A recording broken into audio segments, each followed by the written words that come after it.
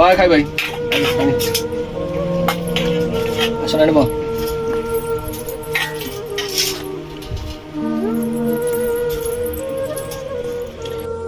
ଆଗର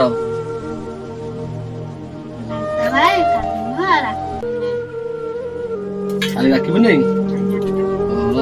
କଣ କରିବା କାମକୁ ଯିବି ଖାଇବା କେମିତି ରହିବା କେମିତି ମାଡିନି ଜାଣିଛୁ ନା ଏମିତି କଥା କହିବୁନି ହେଲା ଶୁଣା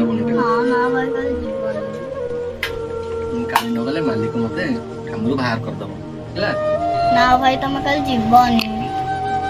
ହଉ ଦେଖିଆ ଆଉ